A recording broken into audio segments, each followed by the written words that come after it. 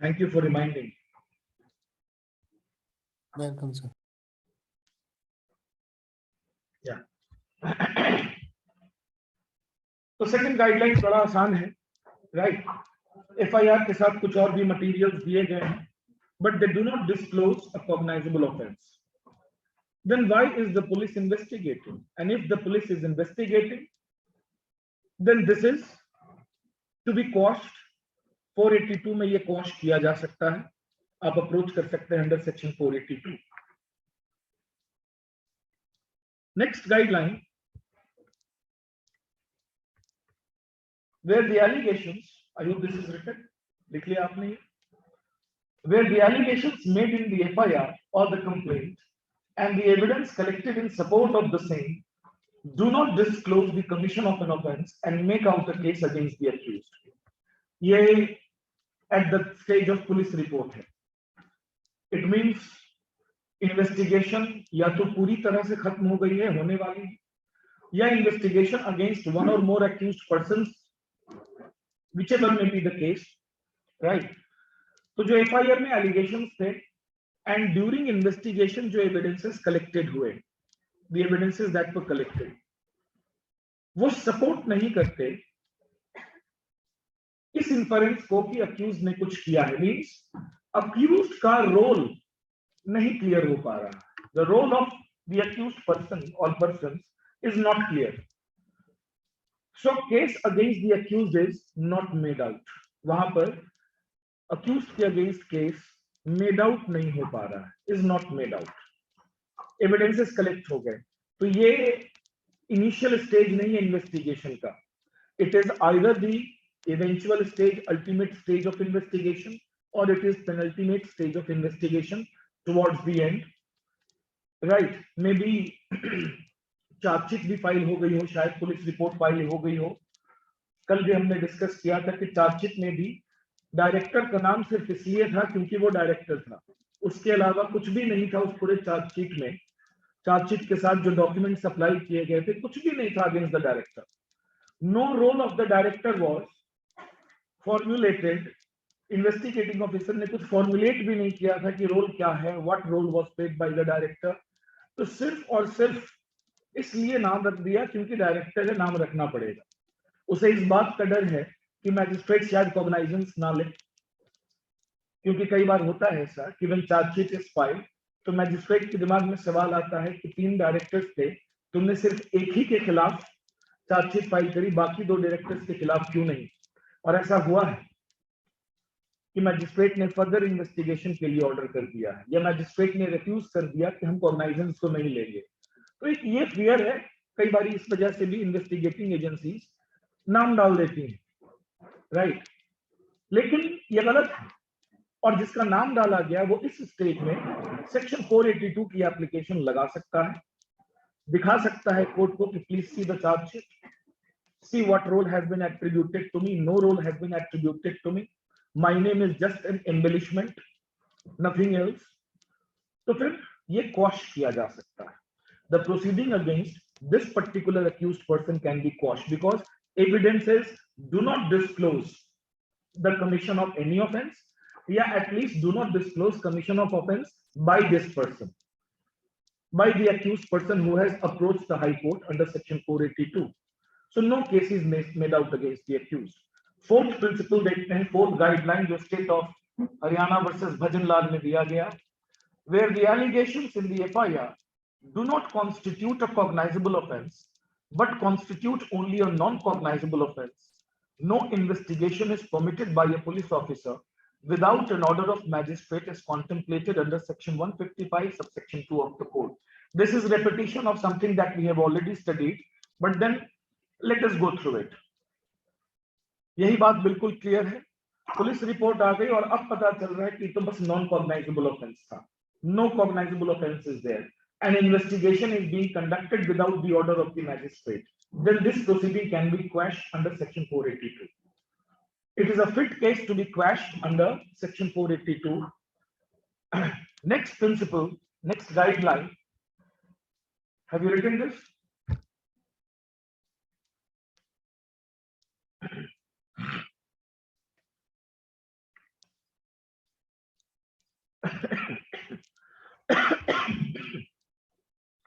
So next guideline is where the allegations made in the FIR or complaint are so absurd and inherently improbable on the basis of which no prudent person, तो एक reasonable person test यहां पर होगा, right? आपको पता है कि हमारे कोर्ट्स का बड़ा फेवरेट टेस्ट है reasonable person test, law of tort में तो खास तौर पर, लेकिन हर जगह एक रीजनेबल पर्सन टेस्ट होगा कि if a prudent person, reasonable person having average wisdom, कोई बहुत मेधावी नहीं होना चाहिए, should not be an intellectual और फिलोसोफर, एवरेज विजडम का आदमी हो, who knows the affairs around him, उसके सामने इस कंप्लेंट को रखा जाए, will he consider this to be absurd or inherently improbable? सुन के ही लगता है कि it is not probable at all, inherently improbable लगता है, appears to be improbable. Like now this is a very recent case, district forum Karnataka का case है. In this, a lady, a daughter-in-law, had made an allegation against her father-in-law who was 85-year-old, right, and had recently undergone bypass surgery. Recently undergone bypass surgery. और जिस period की complaint है उस period में उसका कहना था कि she was raped by him, right? यहां पर कर्नाटका हाई कोर्ट ने इस प्रोसीडिंग को क्रैश कर दिया, हस्बैंड के खिलाफ रहने दिया प्रोसीडिंग, 498 का केस, लेकिन कई बारी जोश में बहुत तरह के इल्जाम लगा दिए जाते हैं आजकल 498 में. उसमें रेप केस भी था, और वो भी किसके खिलाफ? फादर इन लॉ के खिलाफ, जिसकी उम्र क्या थी? 85. और कुछ दिनों पहले ही जो डेट ऑफ रेप बताया लेडी ने, हालांकि लेडी ने बाद में ये बताया कि डेट में मैं कंफ्यूज हो गई थी घबराहट की वजह से, she wanted to change the date later, but much later, much water had already flown down the river. तो कोर्ट ने कहा कि ये improbable है, किसी को भी सुनाओगे 85-year-old आदमी उठ के पानी नहीं उठा सकता है, उनकी कंडीशन थी भी वैसी, और जिसकी बाईपास सर्जरी हुई, वो कहां से, how will he rape, how will he attempt to rape even?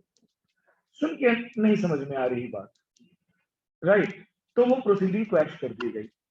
तो यही है इम्प्रोबेबल. एक प्रूडेंट आदमी के सामने कंप्लेंट को आप रखें और देखें कि will the prudent person believe it, doesn't it seem to be highly improbable? No prudent person can ever reach a conclusion that there is sufficient ground for proceeding against the accused. तो ये reasonable man test यहां पर होगा, right? यहां पर inherent power of the high court can be exercised and this can be question. ये proceeding क्वेश की जा सकती है. Where there is an express legal bar. Next guideline दिया भजन लाल केस में, where there is an express legal bar engrafted in any of the provisions of the code or the concerned act under which criminal proceeding is instituted,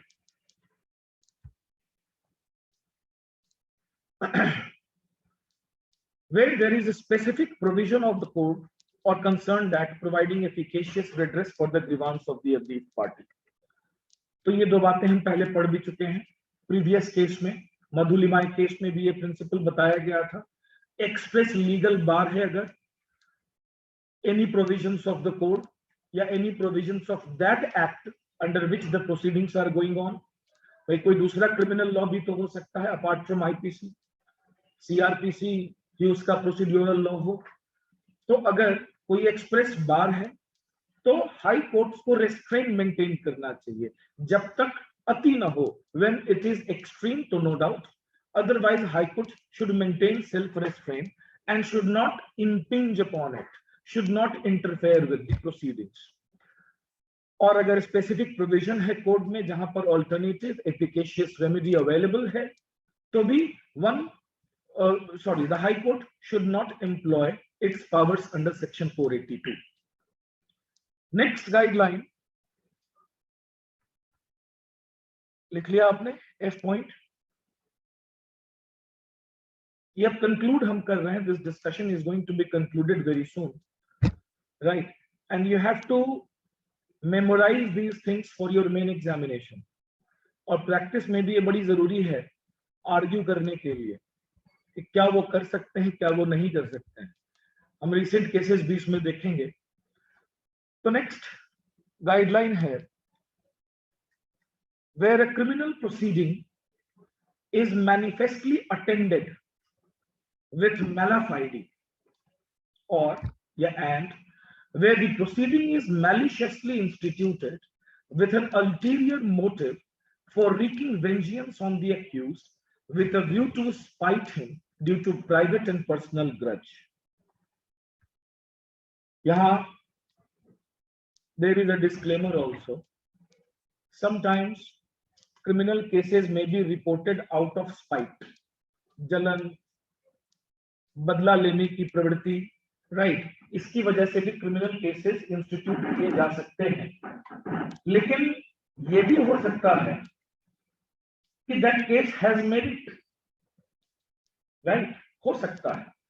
मैंने आपके खिलाफ complaint कर दिया bribery का, तो bribe आप एक्चुअली ले रहे थे, अब तक छुपाए रखा था क्योंकि दोस्ती चल रही थी, आप मुझे खिला पिला रहे थे, बाद में आपस में झगड़ा हो गया तो मैंने एंटी करप्शन वालों को बता दिया आपकी ब्राइबरी का. यहां पर criminal prosecution was initiated out of spite, right. तो लेकिन देयर इज मेरिट आल्सो. जी गाइडलाइन उसके बारे में नहीं कह रहा. जी गाइडलाइन ये कह रहा है कि जहां पर पूरा का पूरा प्रोसिक्यूशन ही मैलिशियस है. एक तो मैलिशियस प्रोसिक्यूशन आप लॉ ऑफ टॉर्ट में पढ़ते हैं.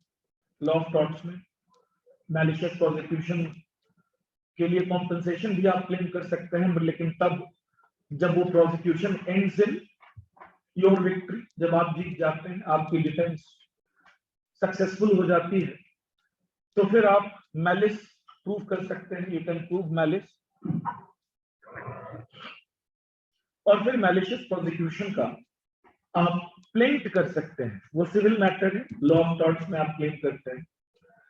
लेकिन even before that, if you have enough evidences to show that this criminal proceeding is manifestly attended by malafide, or this criminal proceeding is maliciously instituted, the sole purpose behind this malicious prosecution is wreaking vengeance on me, मुझसे बदला लेने का purpose है, personal grudge है, तो हो सकता है कि सेक्शन 482 के तहत हाई कोर्ट अपने इनहेरेंट पावर्स का इस्तेमाल करते हुए इन प्रोसीडिंग्स को क्रैश करते. Right, but then the burden of proof will be on you, right.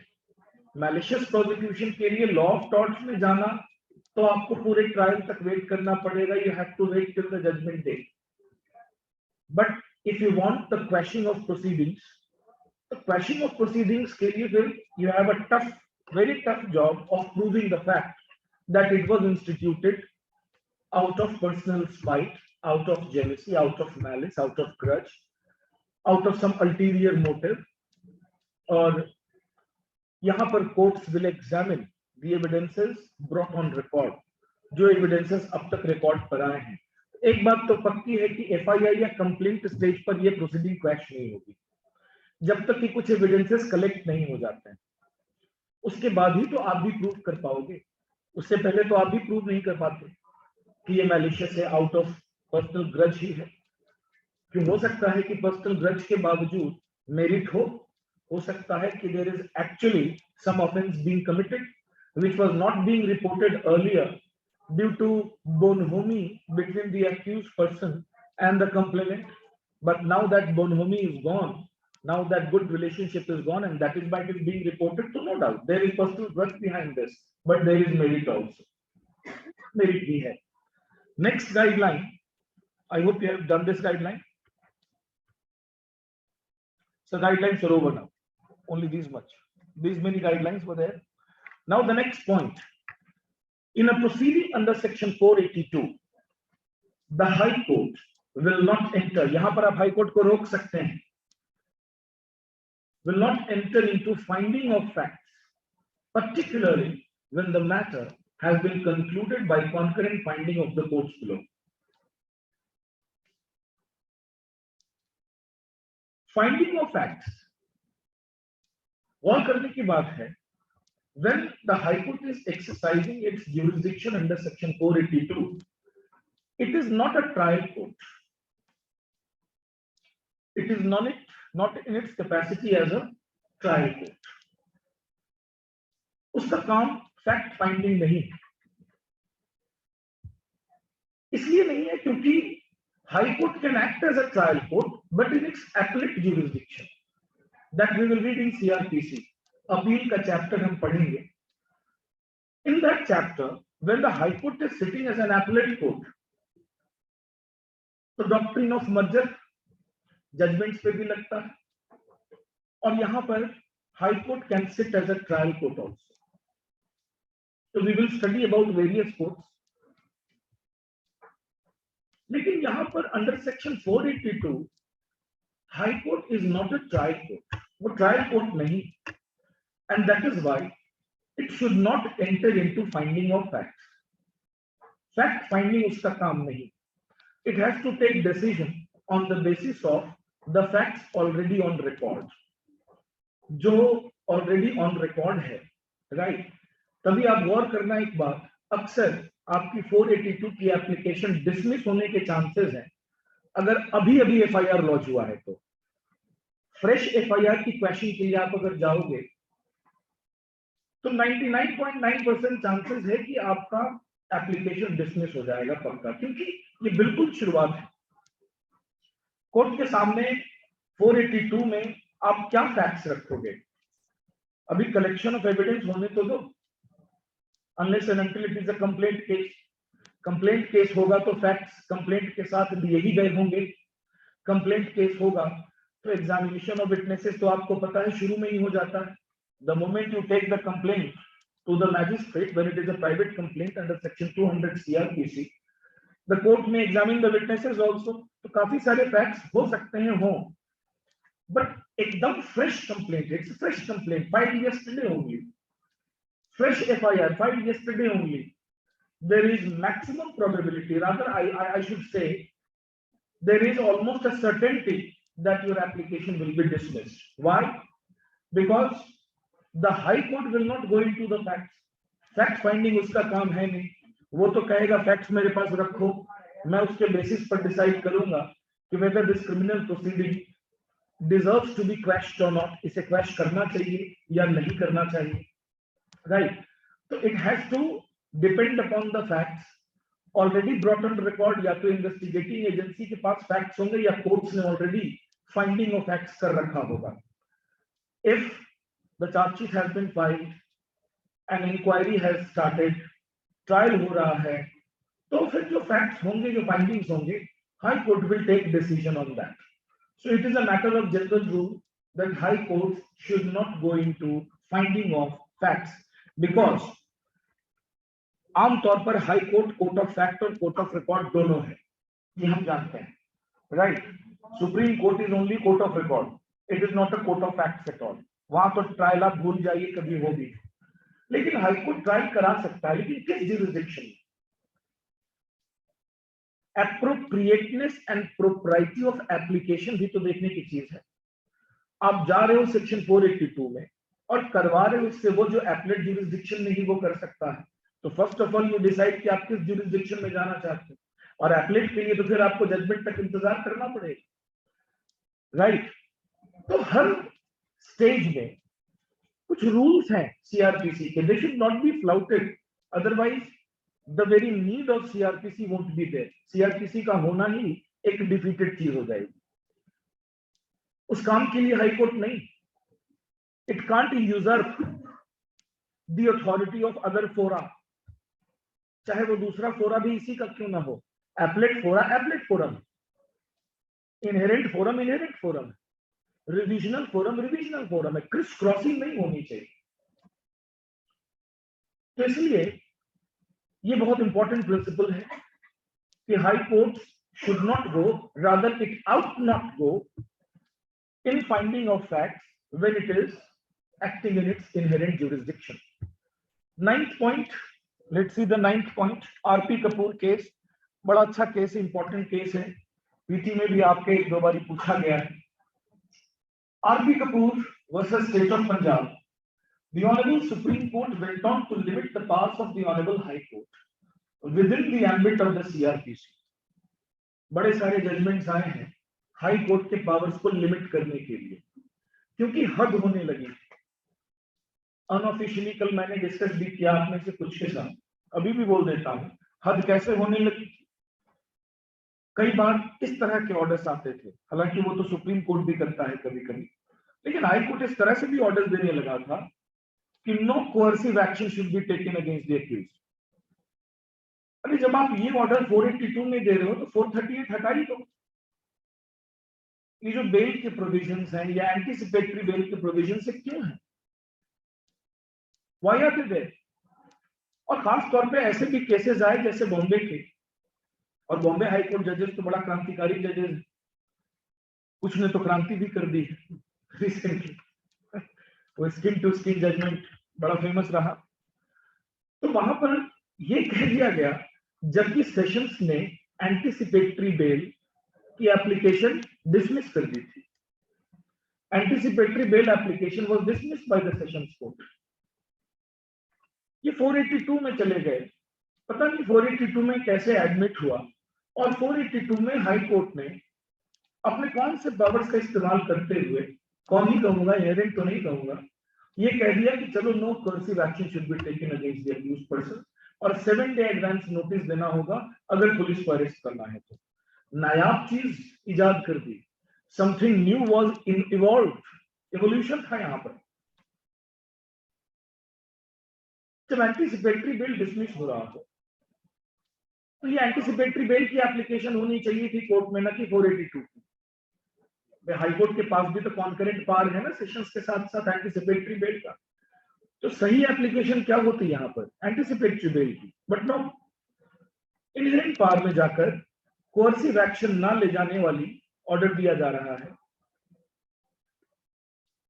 तो इसका क्या मतलब है कि 482 438 दोनों आप मर्ज कर दे रहे हैं, तो फिर 438 है क्यों?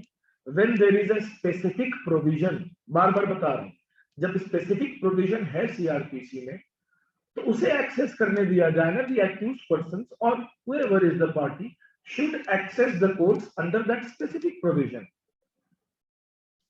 नहीं तो सारे प्रोविजंस हटा दो, सिर्फ 482 रहने दो, खत्म बात।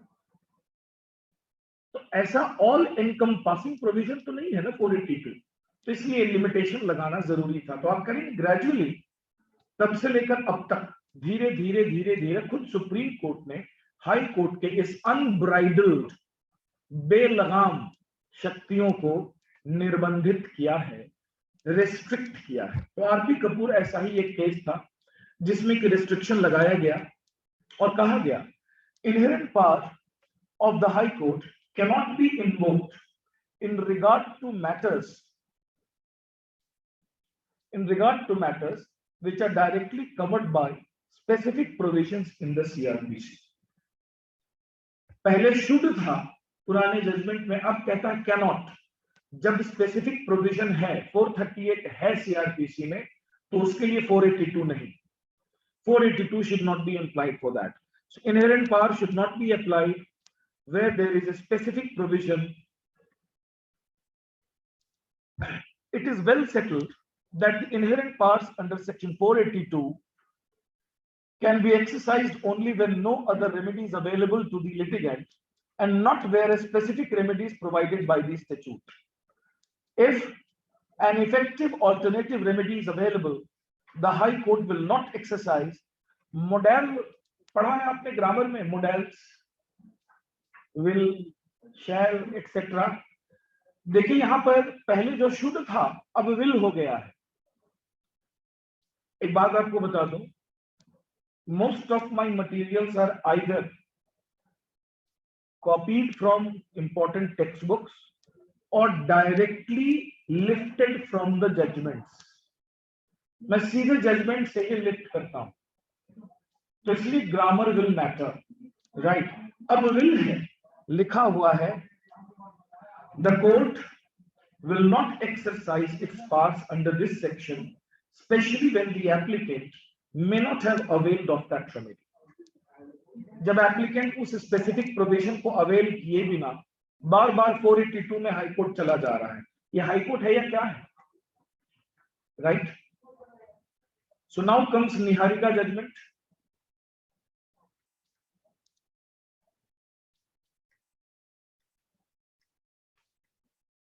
ये निहारिका जजमेंट, ये भी इसी साल का है। The Honorable Supreme Court, in a significant judgment in Niharika Infrastructures versus State of Maharashtra, 2021, held that the High Courts must be circumspect in the use of the inherent powers under 482 of the Code. The Supreme Court directed High Courts not to pass blanket orders of stay of investigation without providing sufficient reasoning. Blanket order should not be passed, और order pass किया तो sufficient reason, sufficient word लगाया है वहां पर, सिर्फ reason देना काफी नहीं होगा। It should not be a trivial reason, trivial reasons नहीं होने चाहिए, स्लाइट और माइनर रीजंस नहीं होने चाहिए कि इरेगुलरिटी हो गई तो ये हो गया वो हो गया, नहीं, सफिशिएंट रीजंस चाहिए। So there should be sufficiency in reasoning.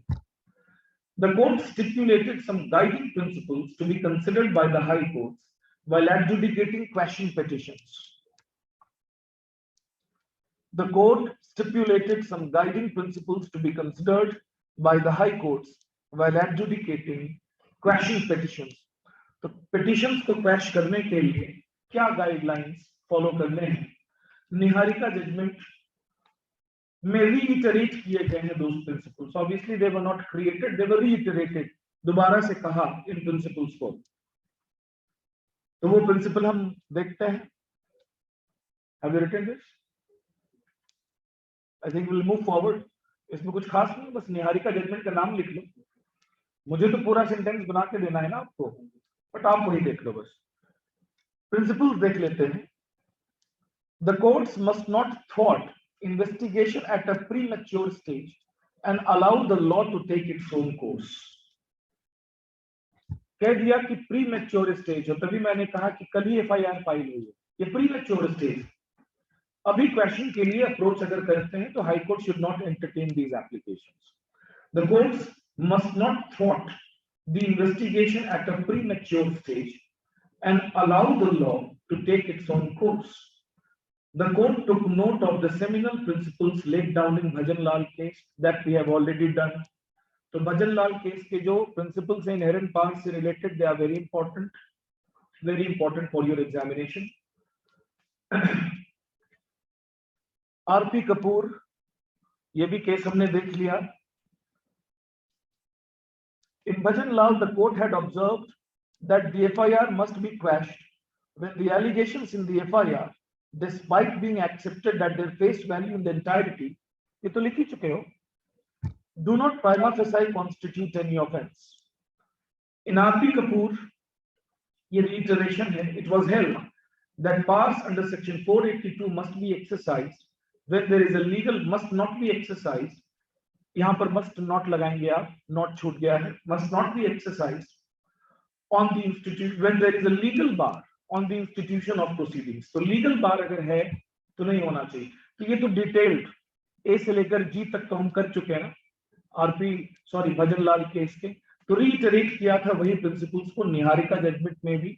Means that Bhajan Lal judgment is a landmark judgment that has been reiterated again and again. The courts must only interfere in cases where the exercise of the power of the investigation is malafide or not in compliance with the provisions of chapter 12 of CRPC, or where there is an abuse of the process. ये भी वही पुरानी line है जो reiterate की गई है। The courts noted, ये लाइन आप देख सकते हैं, the courts noted that certain cases involving civil liability are masqueraded as criminal disputes. छद्म भेष में सिविल को क्रिमिनल बनाया जा रहा है आजकल, ये हम बार बार देख चुके हैं इस क्लास में। तो masqueraded as criminal disputes with the intent to harass and pressurize the accused, and there also may be genuine allegations which the police by mandate is required to inquire and investigate. तो दोनों बातें हो सकती हैं।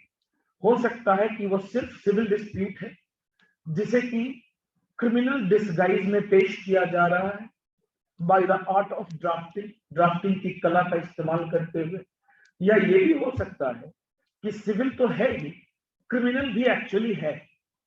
हो सकता है। ऐसे बहुत सारे केसेस हैं जिनमें कि सिविल डिस्प्यूट भी हो और क्राइम भी हो। Crime and civil dispute can go together, बिल्कुल हो सकता है, राइट। दो पार्टनर्स के बीच में पैसों को लेकर विवाद हुआ, ये सिविल डिस्प्यूट।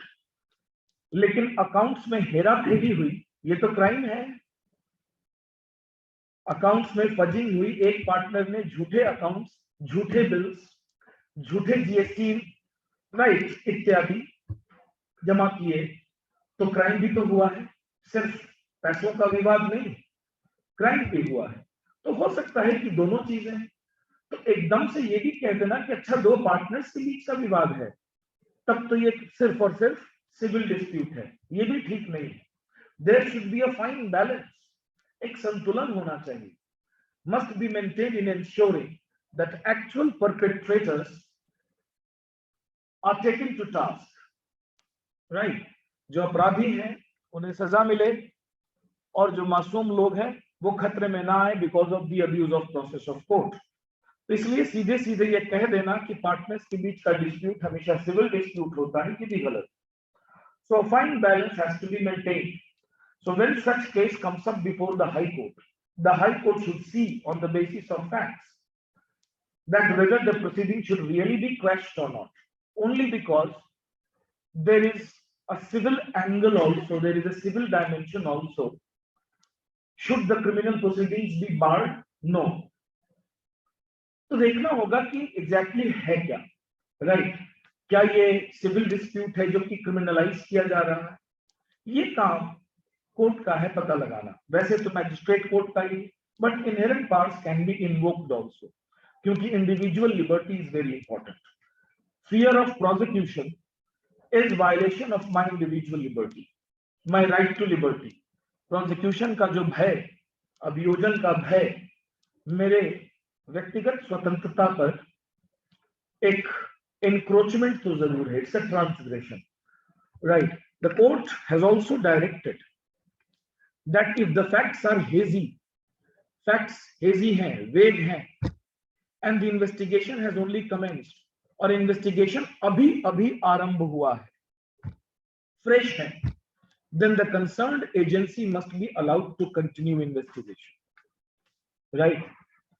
तो ये लाइन बड़ी इंपॉर्टेंट है, this is very important from निहारिका's केस कि प्री मैच्योर स्टेज में जहां पर कंप्लेंट या एफआईआर अभी अभी फाइल हुई है, अभी हेजी है, कलेक्शन ऑफ एविडेंस अभी होना बाकी है, तो हाई कोर्ट को रेस्ट्रेन मेंटेन करना चाहिए और इंटरफेयर नहीं करना चाहिए, बल्कि ये कहना चाहिए कि अभी जाओ with liberty to come back, जाओ अभी तो नहीं लेकिन बाद में तुम आ सकते हो वापस, राइट।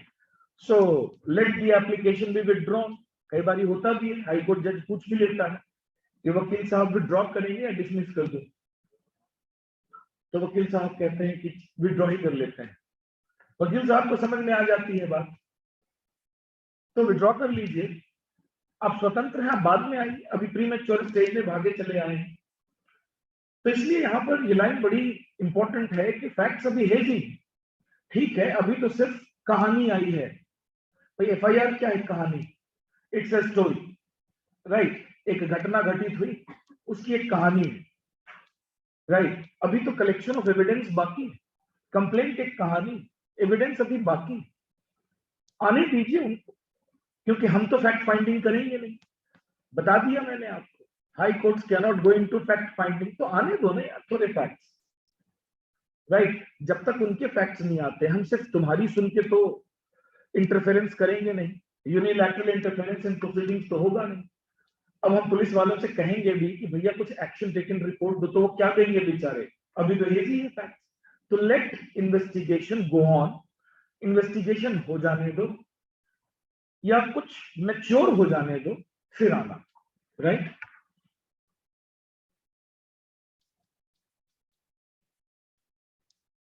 नेक्स्ट पैराग्राफ पर आते हैं।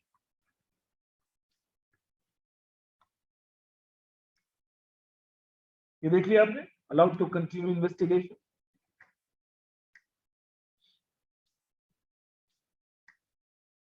The court deprecated the practice of the high courts directing investigating agencies not to arrest. बहुत अच्छी line, deprecated the practice of the high courts directing investigating agencies not to arrest or to take any coercive action till the final report or charge sheet is filed under section 173 of the CRPC, whilst dismissing petitions under 482 of CRPC. ये तो हद ही हो गई, under 482 भी ये करना ठीक नहीं था। 482 की एप्लीकेशन को कोर्ट ने एडमिट कर लिया और कोर्ट ने ऑर्डर दिया अरेस्ट ना करने का। ये तो हम पहले ही पढ़ चुके कि ये गलत बात है, राइट? यहां तो उससे भी ज्यादा गलत हो रहा है। वो क्या कि 482 की एप्लीकेशन डिसमिस कर रहा है कोर्ट, ये कहते हुए कि this is pre mature stage, हम इंटरफेयर नहीं करेंगे, लेकिन डिसमिस करते करते भी ये ऑर्डर दे रहा है कि ठीक है, अक्यूज को 7 डे नोटिस या कोर्सिव एक्शन अक्यूज के खिलाफ ना लो। सुप्रीम कोर्ट ने कहा कि हमें तो ये बात भी नहीं पसंद कि अंडर सेक्शन 482 आप no coercive action should be taken को ऑर्डर देते हो, क्योंकि वो बेल में होना चाहिए, उसमें एंटीसिपेटरी बेल एप्लीकेशन लगनी चाहिए ना कि 482। और यहां तो एक कोर्ट ने हद से ज्यादा कर दी। हद कैसे पार कर दी कि 482 की एप्लीकेशन डिसमिस कर दी। सुप्रीम कोर्ट का कहना है डिसमिस तुम ना करते, एडमिट करते, तब भी तुम्हारी ये प्रैक्टिस गलत थी और अब तो सरासर गलत है। दिस प्रैक्टिस इज रॉन्ग कि where you are dismissing the application under section 482 and still you are giving an order to the investigating agency not to take coercive action till the final report. 482 की application थी, उसको भी dismiss कर रहे हो।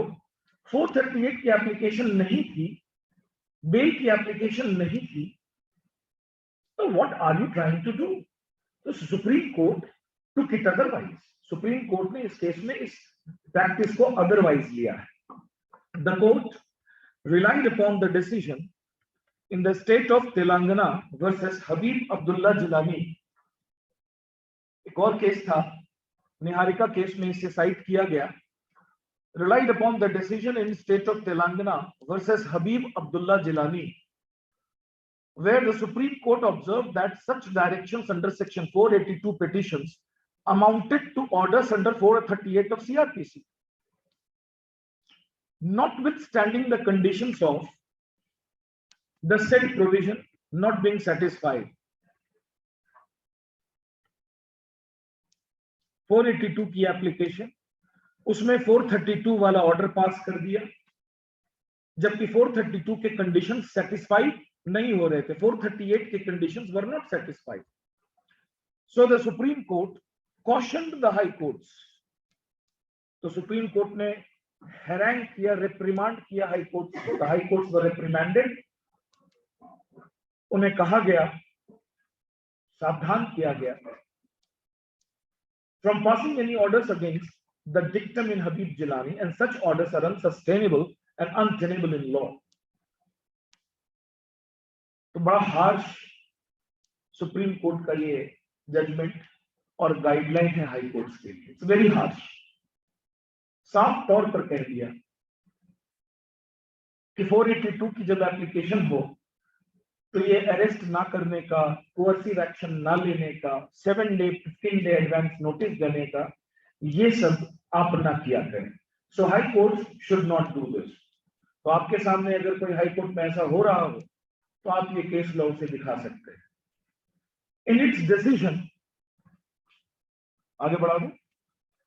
In its decision the court set aside the specific condition of no coercive measures to be taken।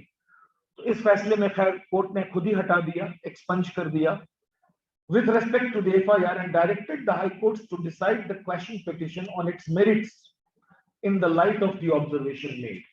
तो उसी high court के पास ये वापस भेज दिया मैटर और कहा कि अब डिसाइड करो under section 482 under the observations that we have made. अभी अभी जो हमने ऑब्जर्वेशंस होल्ड किया कि आप क्या नहीं कर सकते अंडर 482, समझ गए? तो अब ये मैं आपके पास वापस भेज रहा हूं, डिसाइड कीजिए इसे मेरिट्स पर। So it was a very very harsh observation। अब कुछ अजीब से साउंड करने वाले प्रिंसिपल्स, वो जूरिस्प्रूडेंस के प्रिंसिपल्स कहा था हर जगह लगाएंगे कहीं ना कहीं।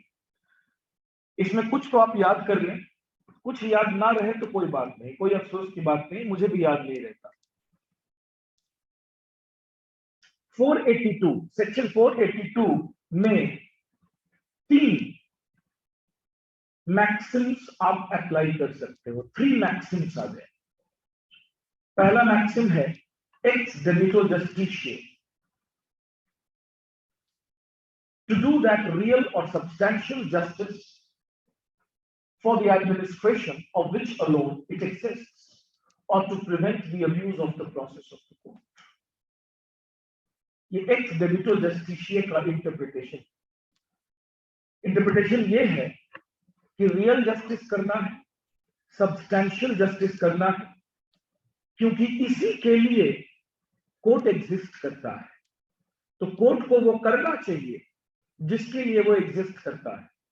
मतलब कोर्ट सिर्फ इसलिए हाथ ना खड़े कर दे, कोर्ट सिर्फ इसलिए हाथ ना खड़े कर दे कि भाई इस सब्जेक्ट या इस इशू से रिलेटेड कोई प्रोविजन नहीं है तो हम तुम्हारी मदद नहीं कर पाएंगे। अंडर सेक्शन 482 हाई कोर्ट ये नहीं कह सकता।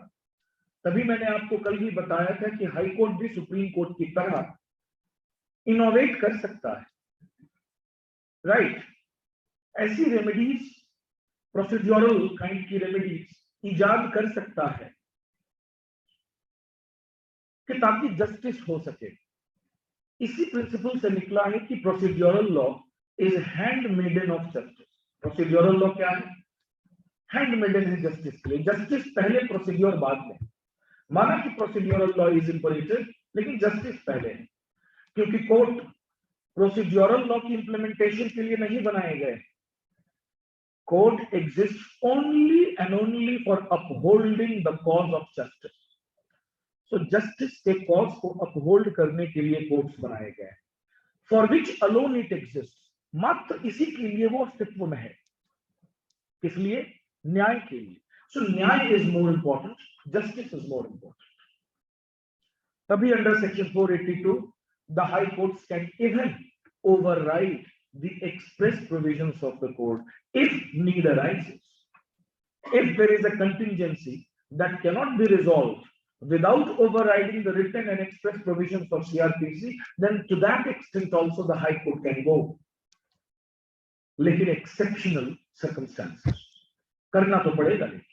इसीलिए इस पावर को वाइड रखा गया है। That is why inherent powers का जो स्कोप है बहुत वाइड रखा गया है। रेसिड्यूरी प्रोविजन इसमें क्यों है?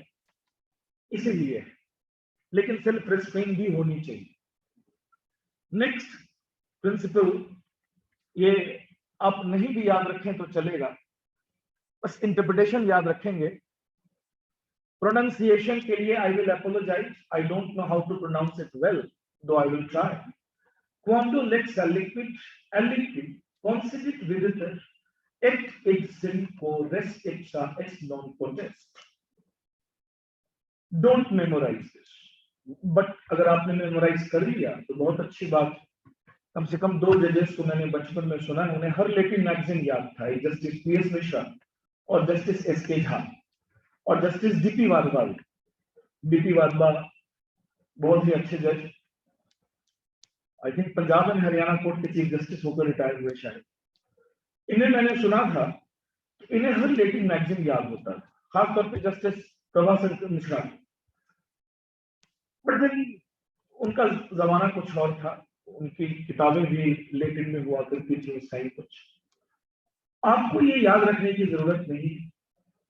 इसका मतलब है कि when the law gives anything to anyone, लेकिन ये पता है common law principal, it's a common law principal, underline section 482, ये हर कोर्ट पे एप्लीकेबल है, हर कोर्ट पे, न सिर्फ हाई कोर्ट पे, हर कोर्ट पे एप्लीकेबल है कि when the law gives anything to anyone, it gives all those things without which the thing itself would be unavailable. Law ने अगर किसी को कोई पार दिया है, लॉ ने अगर किसी को कोई शक्ति दी है, तो जो दिख रही है, जो लिखा हुआ है, ये ना सोचो कि सिर्फ वही शक्ति दी है। उस शक्ति को फ्रूटफुली एक्सरसाइज करने के लिए और जो शक्तियां चाहिए और जो अधिकार चाहिए, वो भी उसी में शामिल है, चाहे लिखा हो या ना लिखा हो। राइट? इसका एक बड़ा ऑर्डिनरी एग्जांपल मैंने कल की क्लास में आपको दिया था कि मैंने आपसे कह दिया कि हाँ आप पानी पी सकते हो, तो अंडरस्टूड है कि पानी पी सकने का राइट दिया, तो नलका खोलने का भी राइट दिया, वो दरवाजा खोलने का जिसके अंदर वो नलका है वो खोलने का भी अधिकार दिया। राइट? तो वो जो सारे एंसिलरी राइट्स चाहिए for the purpose of fruitful enjoyment of the main right that has been given to you, वो उसी बैगेज में शामिल है, that is in the baggage, उसे इम्प्लिसिट कहोगे तुम। तो अभिव्यक्त जो है उसमें कुछ विवक्षित भी है, एक्सप्रेस जो है उसमें कुछ इंप्लाइड भी है, इम्प्लिसिट भी है। तो 482 में आते हैं। 482 में इनहेरेंट पावर कोर्ट को दिया गया। The high court has been given क्या? रिकॉग्नाइज। हाई कोर्ट के इनहेरेंट पावर्स को रिकॉग्नाइज किया गया। लॉ ने वेस्ट किया है ये पावर, सीआरपीसी ने नहीं, लेकिन लॉ ने तो सही वेस्ट किया है इनहेरेंट पावर्स हाई कोर्ट के पास। तो इन इनहेरेंट पावर्स की एक्सरसाइज के लिए और जितने पावर्स चाहिए वो सारे हाई कोर्ट के पास,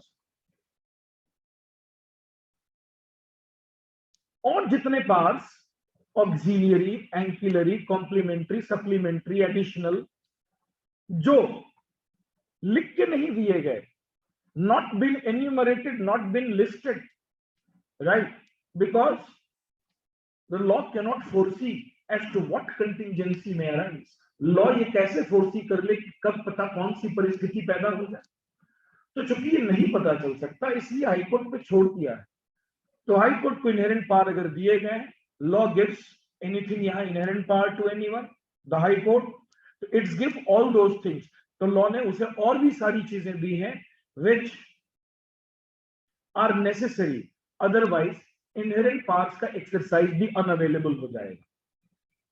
राइट? अगर वो सब ना दो तो फिर इनहेरेंट पावर्स भी सिर्फ और सिर्फ कॉस्मेटिक रीजंस की वजह से रह जाएगा CrPC.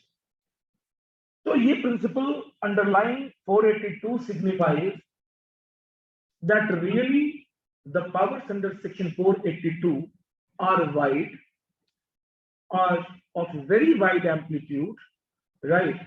And reasonable restrictions have been evolved, imposed भी नहीं कहेंगे, सुप्रीम कोर्ट ने रीजनेबल रिस्ट्रिक्शंस बस इवॉल्व किया है, लेकिन इवॉल्व करते हुए भी कोई हार्ड एंड फास्ट रिस्ट्रिक्शंस नहीं डाले। हाई कोर्ट के पास अब भी ये पावर है कि एक्स्ट्राऑर्डिनरी सर्कमस्टांसेस में रीजंस देते हुए, सफिशिएंट रीजन देते हुए सुप्रीम कोर्ट के गाइडलाइंस को भी ओवरराइड वो कर सकते हैं, बशर्ते कि उनके पास सफिशिएंट रीजंस चाहिए। तो वो सारे गाइडलाइंस जो भी आपने ऊपर देखे, भजन लाल वाले या निहारिका वाले, they all can be overridden provided the high court has sufficient reasons, right? और थर्ड प्रिंसिपल है non liquid, absence of law upon a subject और इशू, राइट? सपोज जो हम पहले पढ़ चुके हैं कि एक ऐसा मुद्दा, एक ऐसा इशू अराइज हो गया जिससे संबंधित लॉ पहले से नहीं, तो क्या करना चाहिए हमारे कोर्ट्स को? मत बोलो कि ऊपर पढ़ चुके हैं कि कोर्ट का काम न्याय करना है, न्याय करना ही पड़ेगा। कोर्ट यहाँ पर हाथ खड़े करके नहीं कह सकती है कि हम कुछ नहीं कर सकते, वी कैन नॉट डू दैट। ट्राइब्यूनल्स कर सकती है, क्योंकि ट्राइब्यूनल्स कोर्ट नहीं। अक्सर डेट रिकवरी ट्राइब्यूनल को आपने कहते सुना होगा कि हम ये नहीं कर सकते, हम ऑप्शन स्टे नहीं करेंगे। आप डीआरटी के सामने हाई कोर्ट के 4 सुप्रीम कोर्ट के जजमेंट भी दे दोगे तो डीआरटी का पीओ कहेगा तो ठीक है ना, उनसे ही करा लीजिए जिसका जजमेंट दिखा रहे हैं। वो प्रिजाइडिंग ऑफिसर ट्राइब्यूनल एक पर्टिकुलर लॉ से बंधा हुआ है, इज बाउंड, उसके पास नहीं है ये इनहेरेंट पावर, कोर्ट के पास। तो कोर्ट नहीं मना कर सकता न्याय करने से। लेकिन लोअर कोर्ट्स की प्रॉब्लम क्या है, सबऑर्डिनेट कोर्ट्स की प्रॉब्लम है कि where there is gap in law it becomes a question of law. Law में gap is question of law, right?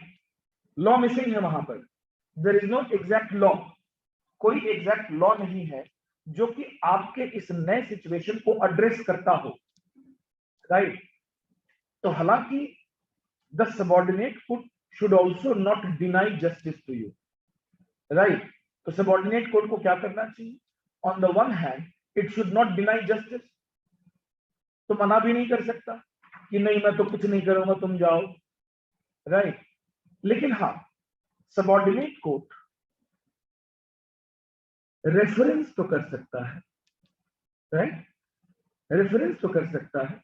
Subordinate courts को काम है रेफरेंस करना, जस्टिस नहीं डिनाई कर सकता। तो रेफरेंस में question of law can be frame and be taken to the superior court. लेकिन मान लो कि सबऑर्डिनेट कोर्ट ये नहीं कर रहा, सबऑर्डिनेट कोर्ट इज रिजिड, वो नहीं कर रहा जो उसे करना चाहिए, मे बी इट्स ओवरबर्डन, नहीं करते हैं ये लोग, then you can approach the high court under section 482। In spite of your insistence before the subordinate court that the matter should be made as a reference to the high court, if the subordinate court is not willing to do so, or is not actually paying heed to that, तो कोई बात नहीं, make an application under section 482, bring it before the court that there is absence in the procedural provisions, your lordship please guide. This should be your pen. So lordship guide करे, they will apply section 482. So where there is absence of law upon a subject or issue, 482 should be applied. Rather, it is the fittest case for application of section 482. Right? अब एक question.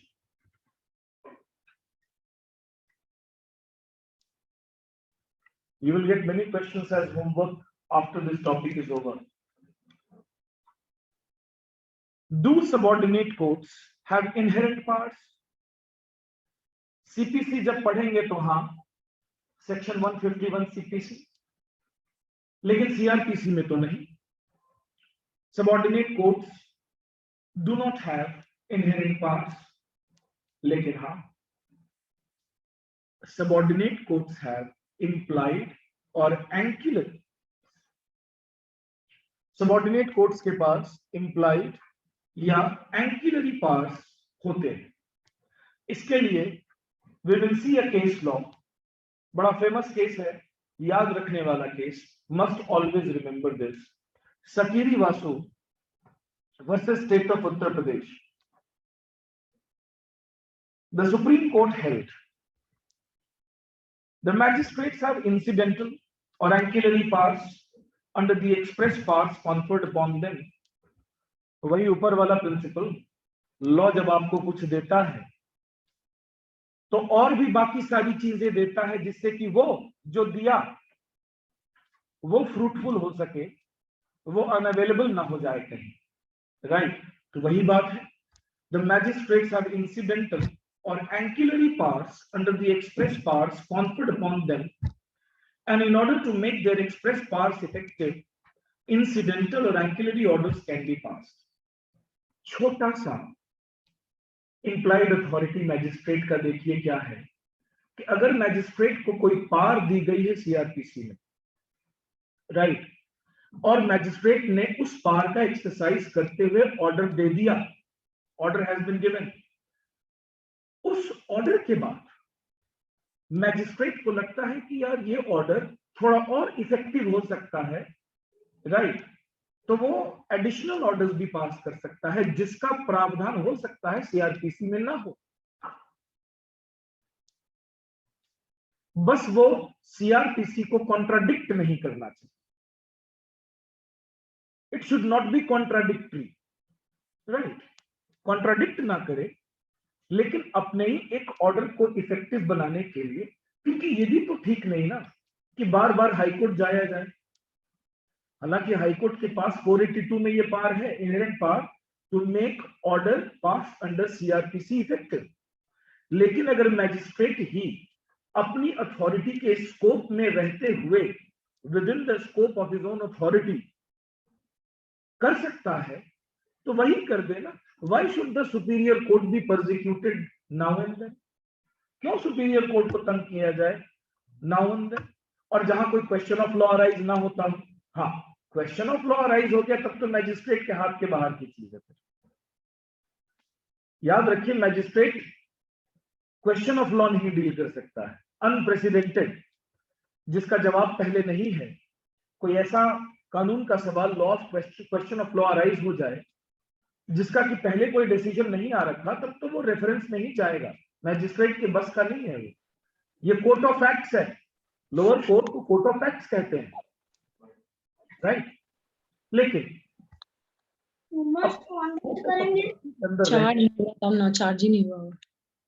Right, अपने scope के अंदर रहते हुए magistrate ऐसा कर सकता है, एंकिलरी पावर्स का इस्तेमाल कर सकता है, एडिशनल ऑर्डर्स पास कर सकता है, only for the purpose of making his own previous order effective, right.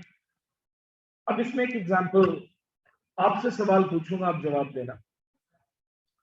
मान लो कि मैजिस्ट्रेट ने सेक्शन 156 सबसेक्शन 3 की एप्लीकेशन में, पता है ना जब पुलिस एफआईआर नहीं करती या इन्वेस्टिगेशन नहीं करती तो आप जाते हो मैजिस्ट्रेट के पास, सेक्शन 156 सबसेक्शन 3 की एप्लीकेशन लगाते हो, राइट, कि ताकि मैजिस्ट्रेट पुलिस को ऑर्डर करे इन्वेस्टिगेशन के लिए। तो मैजिस्ट्रेट ने कर दिया, right, the magistrate has passed an order for investigation by the police, police has been directed. कुछ टाइम बाद मैजिस्ट्रेट अपने इस ऑर्डर को वापस ले लेता है, right, magistrate takes back his order of investigation. हो सकता है पुलिस वालों ने थोड़ा सा एक्शन टेकन, रिपोर्ट सबमिट कर दिया होगा, स्टेटस रिपोर्ट को देख के लगा होगा कि अरे तो पुलिस इन्वेस्टिगेशन जरूरी नहीं था, उसने क्या करा, इन्वेस्टिगेशन के ऑर्डर को विड्रॉ कर लिया, राइट। ये वो नहीं कर सकता। क्यों नहीं कर सकता? क्योंकि सीआरपीसी ने कोर्ट को अपने ही फैसले को रिव्यू करने का पावर नहीं दिया है, राइट। रिव्यू हो ही नहीं सकता CrPC. The magistrate had passed an order of investigation, right, he can not review his own order. खास तौर पर एक ऐसा ऑर्डर जिससे इन्वेस्टिगेशन हो रहा था और अब वो इन्वेस्टिगेशन को रोकने वाला ऑर्डर दे रहा है। क्या पूरी सीआरपीसी में स्कोप है मैजिस्ट्रेट के पास ऐसा करने का? नहीं। 156(3) मैजिस्ट्रेट को इन्वेस्टिगेशन कराने का पावर तो दे रहा है, लेकिन इन्वेस्टिगेशन रोकने का पावर एक मैजिस्ट्रेट के पास पूरे सीआरपीसी में कहीं नहीं। इन्वेस्टिगेशन रोकना मतलब क्रैशिंग हो गया, और ये पावर तो सिर्फ और सिर्फ हाई कोर्ट के पास है अंडर सेक्शन 482। अगर मैजिस्ट्रेट अपने ऑर्डर को विड्रॉ करता है, प्रीवियस ऑर्डर को विड्रॉ करता है, then that amounts to exercise of inherent power जो उसके पास है ही नहीं। लेकिन एक दूसरा एग्जांपल देखते हैं।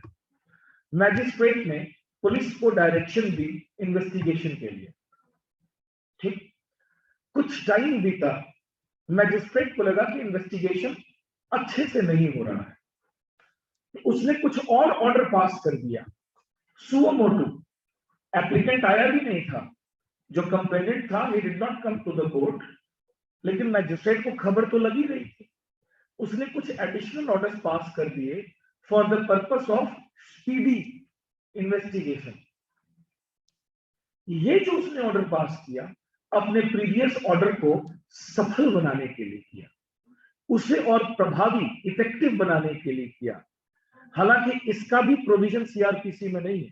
सीआरपीसी में further order, additional order during the investigation, investigation जब चल रहा हो, राइट, तो इसका प्रोविजन नहीं है अलग से। लेकिन गौर करना कि मैजिस्ट्रेट 156(3) आप अगर देखें तो प्रॉपर वर्ड का इस्तेमाल है। पीसी, ये मैजिस्ट्रेट का काम है कि इन्वेस्टिगेशन प्रॉपर हो रहा है कि नहीं। Remember, he cannot tell the police how to investigate, he cannot guide the police as to the modus operandi of the investigation. Investigation कैसे किया जाए, किस प्रकार किया जाए, ये वो नहीं कह सकता, क्योंकि ये हो जाएगा judiciary usurping the work of executive, right, जो doctrine of separation of powers का वायलेशन है, ये वो नहीं कर सकता। ठीक, लेकिन प्रॉपर इन्वेस्टिगेशन में स्पीडी इन्वेस्टिगेशन भी तो आता है। By right to speedy trial आपका फंडामेंटल राइट है।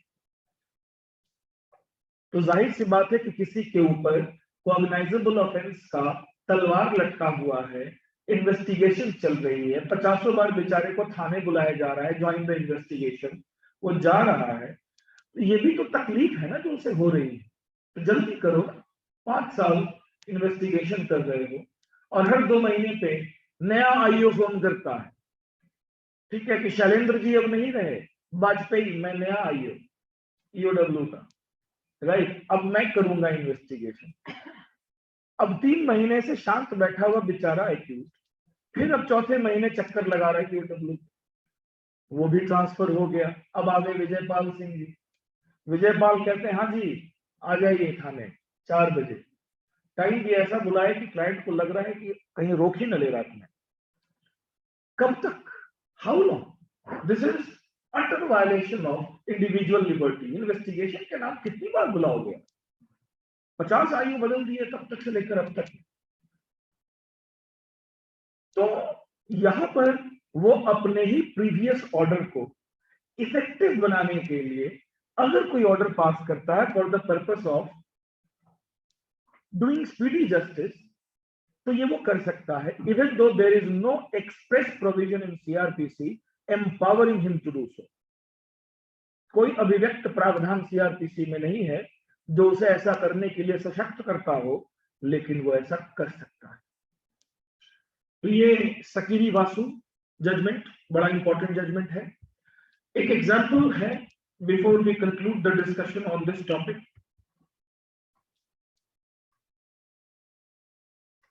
If a magistrate, एक उदाहरण, if a magistrate has passed an order under section 156 subsection 3 directing the police to conduct investigation, then he cannot withdraw this order by a subsequent order.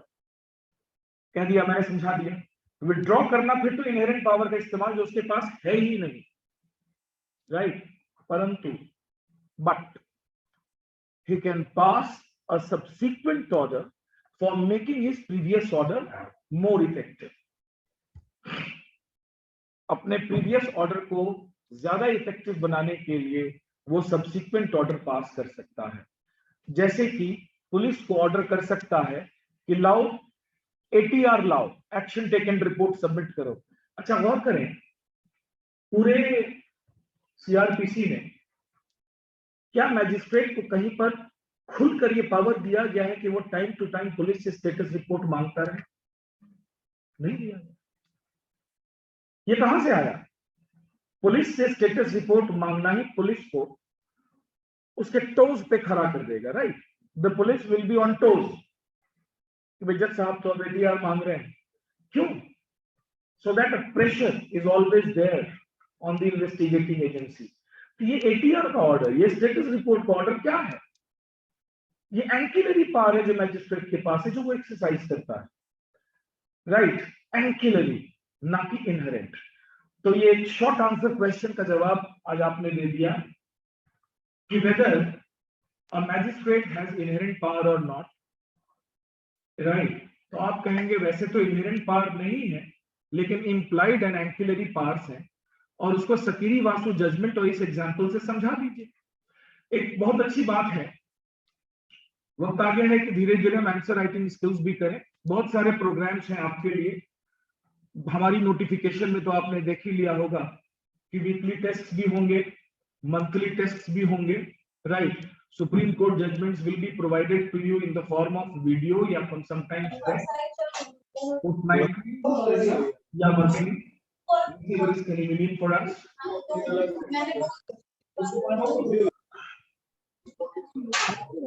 बात आपको ये बतानी थी कि अगर आप एग्जाम्पल्स देते हैं, राइट, और एग्जाम्पल्स होने चाहिए अक्सर किसी केस लॉ से उठाया हुआ छोटा सा एनेक्डोट, तभी आपसे कहता हूं लैंडमार्क केसेस की कहानियां भी पढ़ा करें, right. Don't skip the stories which is usually the habit of a student. हम स्टोरीज स्किप कर देते हैं, सीधा रेशियो पे भागते हैं। स्टोरीज भी आप पढ़ा करें, you know the stories will give you examples. Stories में या स्टोरीज के अलावा सुप्रीम कोर्ट का जजमेंट है तो उसमें यह भी मिलेगा कि ये केस कहां से शुरू हुआ, कहां आया, बीच में किस कोर्ट में अपील में गया, कहां रिवीजन में गया, you know you get the whole story, right. सभी स्टेजेस की आपको खबर मिलेगी। That is also very important.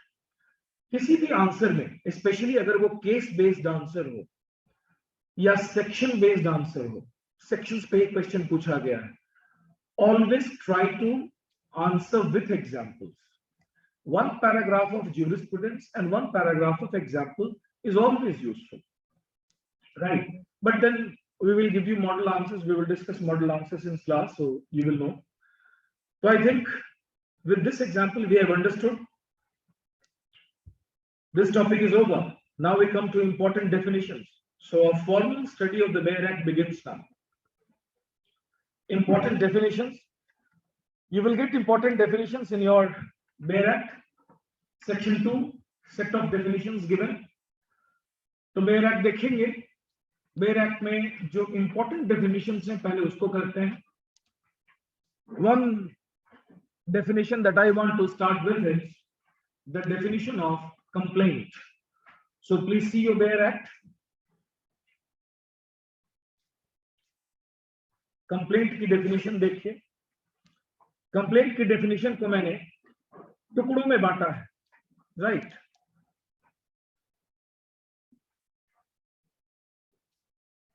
Is the definition in front of your eyes? आपके बेयर एक्ट के सामने है वो डेफिनेशन। पहला है, कंप्लेंट की डेफिनेशन को मैंने टुकड़ों में बांटा है। सबसे पहला, एलिगेशन अगेंस्ट अननोन और अननोन पर्सन और पर्सन। तो कंप्लेंट की पहली विशेषता, the first virtue of a complaint, that it contains allegation. Allegation मतलब इल्जाम। Contains allegation against known person और it can be against unknown person, right, that they have committed an offence, cognizable और non cognizable. याद रखिएगा, FIR तो सिर्फ cognisable offence में हो सकता है, लेकिन आप अगर प्राइवेट कंप्लेंट लेकर जाना चाहते हैं कोर्ट, तो वो कॉग्नाइजेबल का भी हो सकता है, नॉन कॉग्नाइजेबल का हो सकता है, मर्जी है आपकी। Even if it is a cognizable offence, right, and you choose not to approach the police but to go directly to the magistrate, you can do that. और you have approached the police, but the police is showing a lackadaisical approach, right? The police is presenting inhibitions before you. Then you make an application under section 156 subsection 3, read with section 200. 156 3 magistrate माना तो माना, नहीं तो 200 private complaint की कॉग्नाइजेंस लेगा, right. तो private complaint cognisable की भी हो सकती है, नॉन कॉग्नाइजेबल की भी हो सकती है। तो एक ऑफेंस हुआ है, ऐसा इल्जाम आप लगाते हैं कंप्लेंट में, there is an allegation against some person. वो पर्सन ज्ञात या अज्ञात? पता है तो नाम दीजिए, नहीं पता है तो बताइए। सब अननोन मिसक्रिएंट्स। दूसरी विशेषता, मेड ओरली और इन राइटिंग।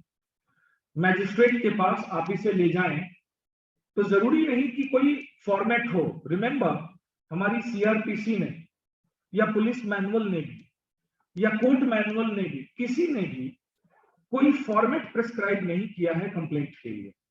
राइट, कोई कंप्लेंट की फॉर्मेट नहीं है, बस एलिगेशन होनी चाहिए, ज्ञात अज्ञात व्यक्ति, राइट, और एक प्रार्थना होनी चाहिए कि कृपया दोषी को सजा दें। That's it. इसका कोई फॉर्मेट कहीं नहीं है prescribe. And magistrate should not insist on a format. Format पर वो आग्रह कर भी नहीं सकता।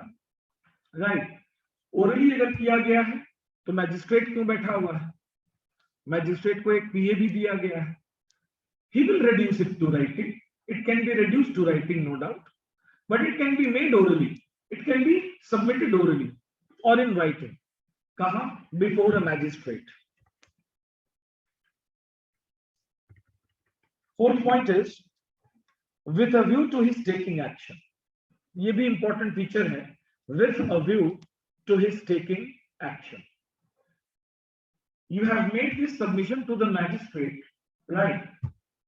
Not as a gossip.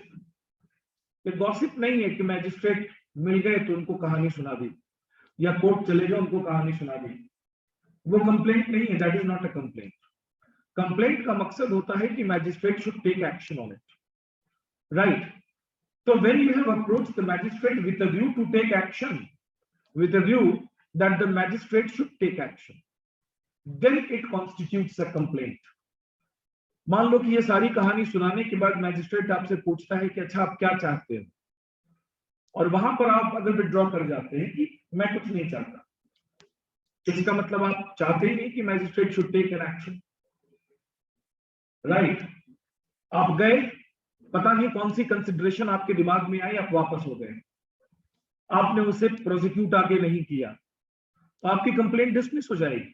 ये कंप्लेंट रही ही नहीं। This particular application will be dismissed for non prosecution. देखा होगा आपने, कई बार कंप्लेंट डिसमिस हो जाती हैं फॉर, तो remember, a complaint that gets dismissed because of non prosecution is not a complaint.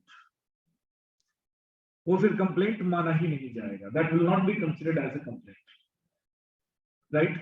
तो with a view to his taking action, एक एक्सप्लेनेशन हम पहले पढ़ चुके थे कि पुलिस रिपोर्ट डिस्क्लोजिंग, याद है ना, गलती हो गई थी पुलिस से, उसे लगा था कि कॉग्नाइजेबल ऑफेंस है, लेकिन पुलिस ने कर दिया इन्वेस्टिगेशन, इन्वेस्टिगेशन के बाद पता चला कि ये तो नॉन कॉग्नाइजेबल ऑफेंस है, लेकिन अब तो कर दी इन्वेस्टिगेशन, पुलिस रिपोर्ट भी बन गई। तो police report disclosing non cognizable offence is deemed to be complaint and the police officer is deemed to be the complainant. We have already studied this. फिर पुलिस ऑफिसर को क्या अहमियत देंगे आप, क्या स्टेटस देंगे कि वो कंप्लेनेंट है, he will be considered as complainant। तो ये तो हुई परिभाषा। कौन सा सेक्शन है ये? सेक्शन 2 का कौन सा पार्ट? जी, सेक्शन 2G बेयर एक्ट में आपको कंप्लेंट की क्या 2D, ठीक है। तो सेक्शन 2D में ये कंप्लेंट डेफिनेशन आपको दी हुई है, उसको हमने तोड़ा है। जो वादा किया था मैंने कि हर सेक्शन को तोड़ूंगा, तोड़ा। लास्ट पॉइंट आसान ना समझिएगा, with view to his taking action, बड़ा इंपॉर्टेंट पॉइंट है, बहुत ही इंपॉर्टेंट है, राइट? इस पर चलकर बड़ी बहस हो सकती है आगे फ्यूचर में। जैसे कि एक क्वेश्चन आपके सामने रख ही देता हूं, कंप्लेनेंट आया, मैजिस्ट्रेट के सामने कंप्लेंट करता है, लेकिन अगली बार से ही आना बंद, नॉन प्रोसिक्यूशन हो जाता है। कोर्ट ने फिर भी 2-3 डेट्स दे दी, but there is non-prosecution, complaint gets dismissed। क्या नया कंप्लेंट हो सकता है? Can a fresh complaint be filed? Complaint got dismissed because of non-prosecution, can a new complaint be filed? Right? इसका आंसर आपको सुप्रीम कोर्ट के जजमेंट्स के साथ सोचना है। और क्या doctrine of res judicata applies in criminal law also, ये भी एक क्वेश्चन रेज किया है इस क्वेश्चन में कि क्या डॉक्ट्रिन ऑफ रेस जुडिकेटा जो हम सीपीसी में पढ़ते हैं वो कंप्लेंट के डिसमिसल पर लागू होता है, कैन वी अप्लाई, या रेस जुडिकेटा वैसे तो है सीपीसी में but it is actually a common law doctrine, ये कॉमन लॉ डॉक्ट्रिन है, वो पब्लिक इंटरेस्ट लिटिगेशन पे भी अप्लाई किया गया है कभी कभी। तो क्वेश्चन ये बनता है कि does it apply to CrPC and specially does it apply when a complaint gets dismissed, जैसे प्लेंट की डिसमिसल पर हो सकता है रेस जुडिकेटा अप्लाई होता है, कंप्लेंट की डिसमिसल पे भी क्या अप्लाई होता है। तो यहां पर जब आर्ग्यूमेंट हम करते हैं तो हम आर्ग्यू ये भी करते हैं कि what has been the conduct of the complainant, complainant का कंडक्ट ये देखिए माय लॉर्डशिप की without sufficient explanation, without reasonable excuse, he remained absent, right, did not prosecute the complaint and the complaint was dismissed as a result of this, right, and for non prosecution he does not have a satisfactory explanation, इसके पास संतोषजनक स्पष्टीकरण नहीं है, इसका मतलब कि ये चाहता ही नहीं था कि एक्शन लिया जाए इस कंप्लेंट पर, राइट। तो ये आर्गुमेंट का पार्ट बनता है। Every component of a definition, every component of a definition is important, right. Her component पे कब किस बात की लड़ाई हो जाए पता नहीं, तो always break down a section in points, और हर एक पॉइंट और हर की फ्रेज पर आपकी नजर होनी चाहिए and everything should be interpreted properly. तो हम एनालिसिस पे आते हैं, let us come down to analysis.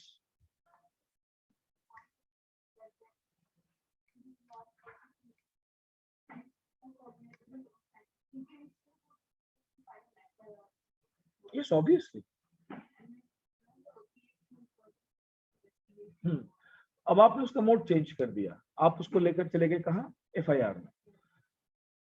हम रेस्ट्रिक्ट करेंगे अपने डिस्कशन को कंप्लेंट, मानकर चलते हैं कि वो नॉन कॉग्नाइजेबल था तभी कंप्लेंट केस बना, वो डिसमिस हो गया, अब दोबारा वो कंप्लेंट हो सकती है कि नहीं हो सकती, इसका आंसर आप ढूंढेंगे, मैं इस स्टेज पे इसका आंसर नहीं दूंगा।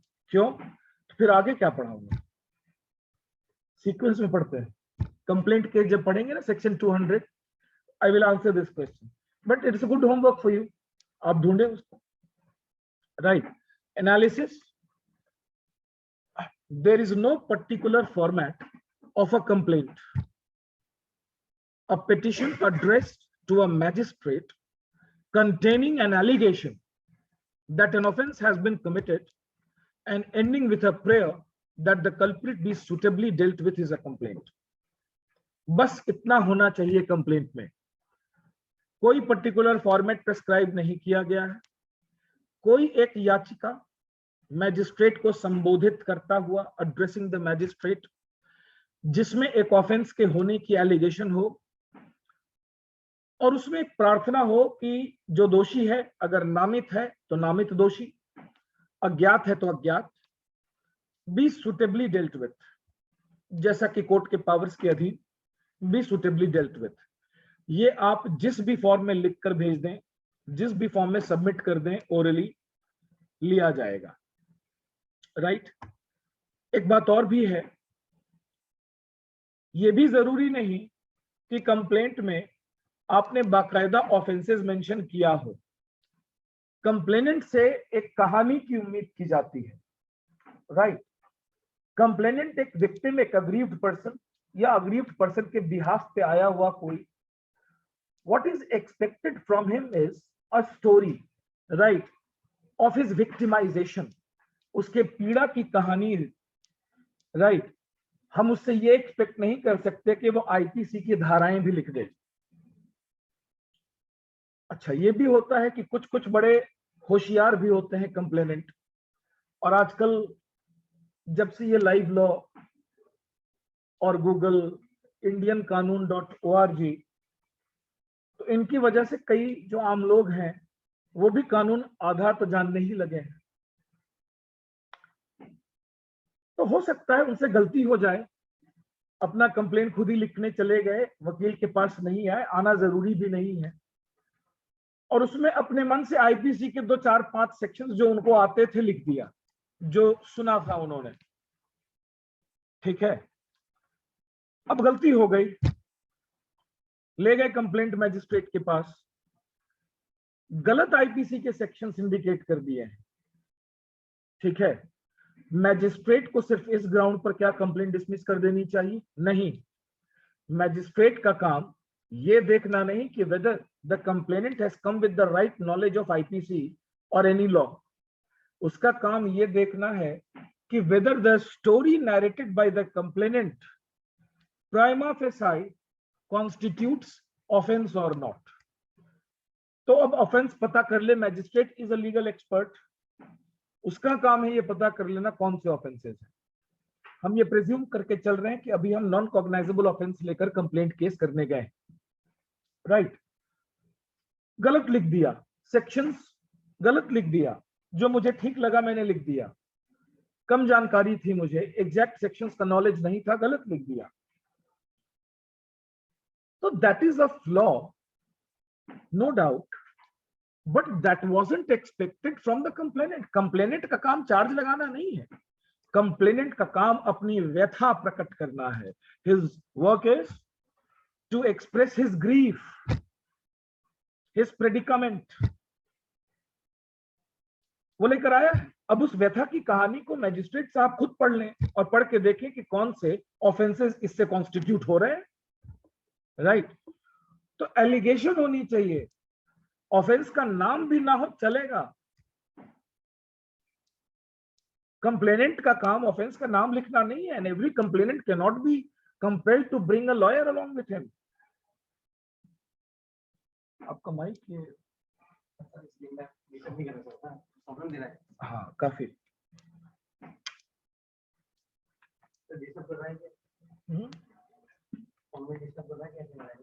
कुछ नॉइज डिस्टर्बेंस तो हो रही।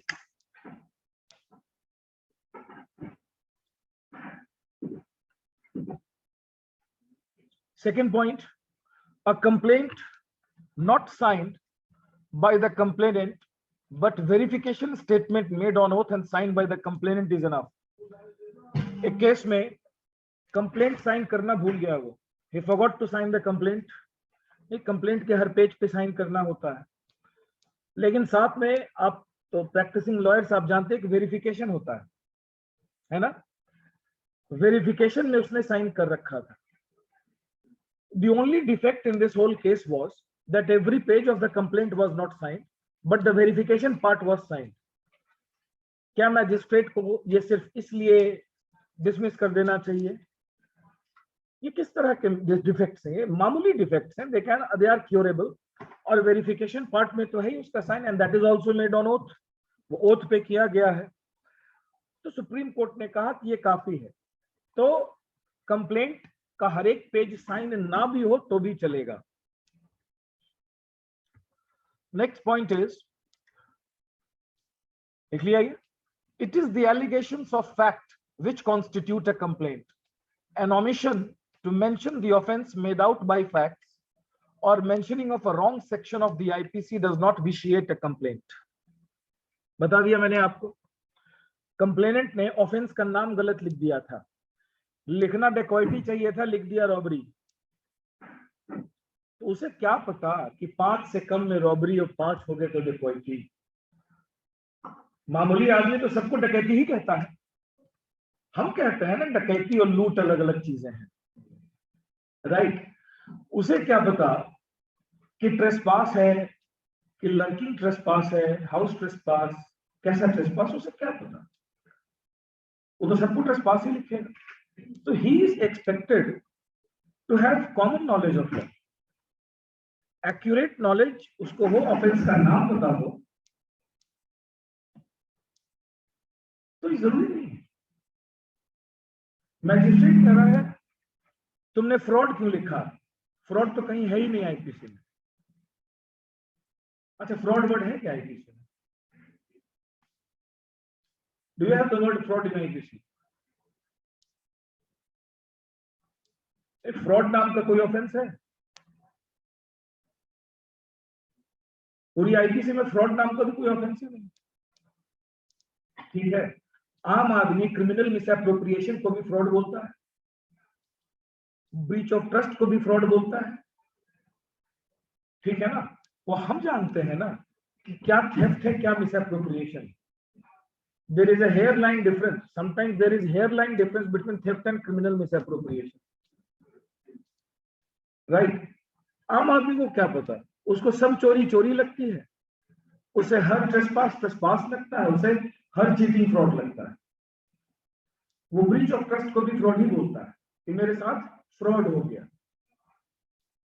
अब मैजिस्ट्रेट थोड़े रिजिड कह कि गलत ऑफेंसेस लिख दिए हैं तुमने, आपको छोड़ दो ना, कंप्लेनेंट का काम ही नहीं ऑफेंस का नाम लिखना, उसका काम है कहानी बोलना, कहानी बोली है ना उससे, आप देख लो क्या हुआ है उसके साथ, right. So it is the allegations of fact which constitute a complaint. बस तथ्यों द्वारा जो अपनी व्यथा बताई गई उतने ही से ऑफेंस कॉन्स्टिट्यूट होता है। तो आप देखिए, an omission to mention the offence, complainant से ऑफेंस का नाम मिस हो गया, नहीं लिखा, नहीं लिखा तो नहीं लिखा, मैजिस्ट्रेट ढूंढ लेंगे उसमें, चार्ज तो बनाएगा ना मैजिस्ट्रेट, उसका काम है ये करना, राइट।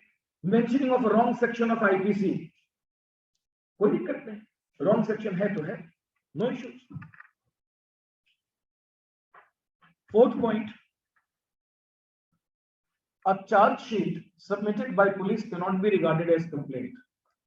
अब ये ना थोड़ा ट्रिकी सवाल बना सकता हूं, इससे आपके एमसीक्यूज में दूंगा। पहले बता दूं कि पुलिस रिपोर्ट क्या कंप्लेंट हो सकती है, जवाब है हाँ, राइट। और आपको भी पता है चार्जशीट भी एक पुलिस रिपोर्ट ही, राइट। तो क्या यूं कहें कि there can be two types of police report, दो तरह के पुलिस रिपोर्ट संभव है। पहला कि जिसमें की इन्वेस्टिगेशन हो गई but it is non cognizable offence. In some situations we know that police investigation is done in non cognizable offence, या तो गलती से हो गया होगा या मैजिस्ट्रेट के ऑर्डर पे हुआ होगा। दोनों ही सूरतों में पुलिस एक रिपोर्ट तो देती, राइट, तो वो कंप्लेंट है। But when the same police report becomes a chargesheet, वो पुलिस रिपोर्ट, वो फाइनल रिपोर्ट अगर चार्जशीट है, तो चार्जशीट है तो इसका मतलब पुलिस ने चार्ज लगा दिया, तो जाहिर है कॉग्नाइजेबल ऑफेंस ही हुआ होगा, राइट। तो charge sheet can never take the place of a complaint, वो कभी भी किसी भी स्टेज पर अब वो कंप्लेंट केस नहीं बन पाएगा, उसका trial case based on police report की तरह ही होगा। The trial of that case will always be a case based on police report charge sheet। Complaint case वो कभी नहीं बन सकता है क्योंकि चार्ज शीट बन गई, राइट। इसे हम हमेशा मानेंगे कि ये case based on charge sheet. तो case based on charge sheet का ट्रायल थोड़ा अलग तरीके से होता है, कंप्लेंट केस का ट्रायल अलग तरीके से होता है। अगर यही police report non cognizable offence की होती तो चार्जशीट फाइल ही ना होता, और चार्जशीट ना फाइल होता तो उसे कैसे, उसका ट्रायल कैसे होता, उसका ट्रायल कंप्लेंट केस की तरह होता। The trial would have been conducted in the form of a complaint case, right. Fifth point है, ये यूं ही simple point but then we must always remember these lines. A complainant and first informant is not always identical. हो सकता है first इंफॉर्मेंट और complainant दो अलग अलग लोग हों, जरूरी नहीं कि जो कंप्लेनेंट है वही फर्स्ट इंफॉर्मेंट भी हो। फॉर एग्जाम्पल, मैट्रिमोनियल केस था एक हस्बैंड वाइफ के बीच का, उसमें फर्स्ट इंफॉर्मेंट वाइफ की तरफ से उसके फादर थे, लेकिन कंप्लेनेंट कौन मानी जाएगी, वाइफ। तो कंप्लेनेंट और फर्स्ट इंफॉर्मेंट जरूरी नहीं है कि आइडेंटिकल पर्सन हो। Sixth point is, since there is no particular format of complaint, complaint की कोई पर्टिकुलर फॉर्मेट नहीं है, an affidavit may also amount to complaint, affidavit भी कंप्लेंट बन सकता है। न्याय के लिए कुछ भी, मैजिस्ट्रेट एक एफिडेविट को भी कंप्लेंट मानकर एक्शन ले सकता है। अब जैसे एक स्टोरी है, in one case it so happened that the accused person took bail, accused को बेल मिल गई कोर्ट से। अब बेल का ऑर्डर लेकर पुलिस ऑफिसर के सामने रखा एक्यूज्ड पर्सन या उसके बिहाफ पे किसी ने, तो पुलिस ऑफिसर का कहना है कि देखो मेरे पे तो ट्रांसफर ऑर्डर आ चुका है, अब जो अगला आएगा ना वो करेगा, और इस वजह से उसने एक्यूज्ड को बिठा दिया। बेचारा वेट करने लगा, the next incumbent right came later, लेकिन ये जो उसने वक्त बिताया बेल के बावजूद, जो उसने इनकार्सरेशन में ये वक्त बिताया, कस्टडी में जो ये वक्त बिताया, is it not violation of his right to individual liberty guaranteed by Article 21? ये तो गलत हुआ और ये ऑफेंस भी हुआ है। This is an offence also, ये ऑफेंस आईपीसी में मेंशन भी है। तो अब एक्यूज ने क्या किया कि एक एफिडेविट कोर्ट में जमा कर दी, right, it was just an affidavit. Court ने एफिडेविट में ही एक पैराग्राफ में नोटिस किया कि एक्यूज ने ये फैक्ट मेंशन कर रखा था कि उसे रिलीज करने में बहुत देर कर दी। बाद में जब एक्यूज ने एफिडेविट कोर्ट में जमा किया किसी और एप्लीकेशन के तहत, आपको भी पता है कई एप्लीकेशंस के साथ एफिडेविट आप लगाते हो, एफिडेविट में 2 पैराग्राफ में एक्यूज ने ये भी लिख दिया था कि कैसे वो घटना उसके साथ हुई, कि how he remained confined in spite of bail. उसने कंप्लेन नहीं की, एफिडेविट में ये बात मेंशन थी, कोर्ट को नजर आ गई और कोर्ट ने महज उसी को देखकर कॉग्नाइजेंस ले लिया। और कॉग्नाइजेंस लेकर देखिए कोर्ट ने क्या किया। The court of magistrate treated the affidavit as private complaint and took cognizance of the offence under section 166 read with section 188 IPC and issued process against the police officer. Police officer के खिलाफ process issue कर दिया। इस बात पे ये भी हो सकता है, यहां पर एक्यूज पर्सन कंप्लेंट करने गया ही नहीं, बेचारा ऐसे ही डरा हुआ था। पुलिस के खिलाफ कंप्लेंट करके क्यों और अपनी आफत बुलाता। जनरली राइट हम बचना चाहते हैं पुलिस वालों से,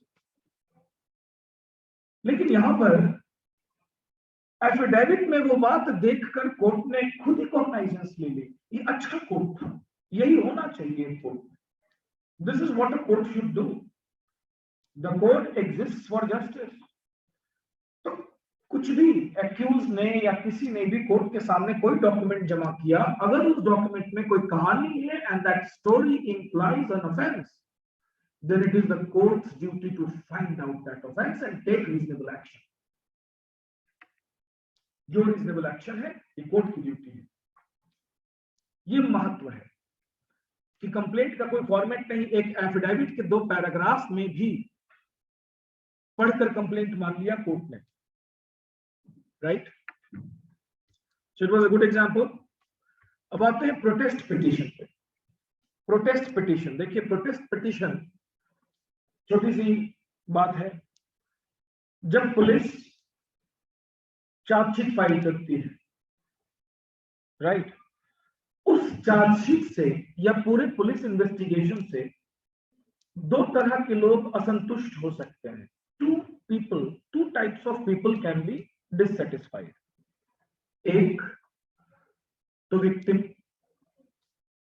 कंप्लेनेंट, फर्स्ट इन्फॉर्मेंट, जो प्रथम सूचना लेकर आया था या जो शिकायत करता था, वो असंतुष्ट हो सकता है इस बात पे कि कुछ एक्यूज्ड को छोड़ दिया गया या कुछ एक्यूज्ड की तरफ हल्के चार्जेस लगा दिए गए। गंभीर चार्जेस के जरूरी सीरियस चार्जेस के बदले हल्के चार्जेस, लाइट चार्जेस लगा दिए गए।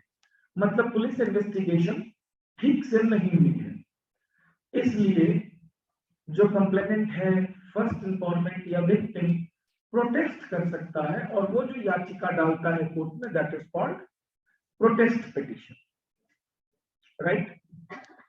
एक्यूज्ड भी प्रोटेस्ट पिटिशन डाल सकता है। एक्यूज्ड का दूसरा इंटरेस्ट है, उसका इंटरेस्ट ये है कि मेरे नाम क्यों डाल दिए चार्जशीट में, जबकि पूरे चार्जशीट में मेरे खिलाफ कुछ सॉलिड पीस ऑफ एविडेंस है ही नहीं। कुछ ऐसा नहीं है कि मेरे खिलाफ charge can be maintainable, charge maintainable हो सके, ऐसा मेरे खिलाफ कुछ है ही नहीं पूरे चार्जशीट पे, योर लॉर्डशिप। मैं प्रोटेस्ट करता हूं, इन्वेस्टिगेशन का जो ये इन्फरेंस निकला, कंक्लूजन निकली, वो गलत है, दैट इज ये मेरा प्रोटेस्ट है, राइट। अब दोनों ही प्रोटेस्ट पिटिशन, क्या प्रोटेस्ट पिटिशन एक कंप्लेंट हो सकता है? तो जवाब देखिए, a protest petition filed by the accused against the final report of police is not a complaint. Accused अगर फाइल करे प्रोटेस्ट पिटिशन, राइट, और उसमें अगर वो एलिगेशंस भी लगाए ऑफेंस का, तो भी उसे कंप्लेंट नहीं माना जाएगा। Even then it won't be considered as complaint. Are you getting my point? अगर एक्यूज्ड को कोई शिकायत है, जैसे पुलिस ऑफिसर से ही या किसी से भी, एक अलग से प्राइवेट कंप्लेंट बेशक वो फाइल कर ले, उसकी प्रोटेस्ट पिटिशन में चाहे एलिगेशंस ऑफ ऑफेंस हो भी, तो भी वो कंप्लेंट नहीं माना जाएगा। एफिडेविट अलग चीज है, यहां पर we are talking about protest petition. But you have to say something, you want to say something, ask something, right। लेकिन अगर कंप्लेनेंट प्रोटेस्ट पिटिशन फाइल करता है, फर्स्ट इंफॉर्मेंट जो था उसने प्रोटेस्ट पिटिशन फाइल की, राइट, तो अब डिपेंड करता है कि उस प्रोटेस्ट पिटिशन के साथ what other materials he has supplied. Possible है कि the facts alleged in the protest petition along with other materials supplied may strike the judicial mind of the judge, may strike the judicial mind of the magistrate, right, and instead of taking cognizance of the charge sheet, he may take cognizance of the protest petition। ये theoretical possibility है, theoretical possibility बता रहा, right. हो सकता है कि he may take cognizance of the protest petition, ये देखते हुए कि पुलिस से बेहतर तो कंप्लेनेंट रिसर्च करके आया है, हो सकता है। The charge sheet prepared by the police, right, is flimsy, so it is the choice of the magistrate। यहां पर मैजिस्ट्रेट बहुत कुछ कर सकता है। प्रोटेस्ट पिटिशन कंप्लेनेंट का आया है, फर्स्ट इंफॉर्मेंट विक्टिम का प्रोटेस्ट पिटिशन आया है चार्जशीट के खिलाफ, तो संभावना नंबर 1, मैजिस्ट्रेट प्रोटेस्ट पिटिशन को यकीन करता हुआ पुलिस को फर्दर इन्वेस्टिगेशन का ऑर्डर दे सकता है और चार्जशीट की कॉग्नाइजेंस लेने से मना कर सकता है कि मैं इस चार्जशीट को कॉग्नाइजेंस में नहीं लूंगा, राइट, आप और इन्वेस्टिगेशन कीजिए। पॉसिबिलिटी नंबर 2, चार्जशीट की कॉग्नाइजेंस वो ले सकता है, राइट, लेकिन प्रोटेस्ट पिटिशन में भी जो बातें हैं वो उसे रिलायबल लगती हैं, इसीलिए फर्दर इन्वेस्टिगेशन का ऑर्डर सेक्शन 173 सबसेक्शन 8 में वो पास कर सकता है कि ताकि इन्वेस्टिगेशन और इंक्वायरी साथ साथ चले। चार्जशीट की कॉग्नाइजेंस के बाद कौन सा स्टेज शुरू हो जाता है? इंक्वायरी का, वो मैं कराऊंगा आगे, राइट। अगला इंक्वायरी है, तो इंक्वायरी और इन्वेस्टिगेशन ओवरलैप हो सकते हैं, लेकिन ओवरलैप, इंक्वायरी भी चल रही है, लेकिन चार्जशीट से पूरा सेटिस्फाइड नहीं है magistrate, thanks to the protest petition that indicated the flaws and shortcomings in the chargesheet.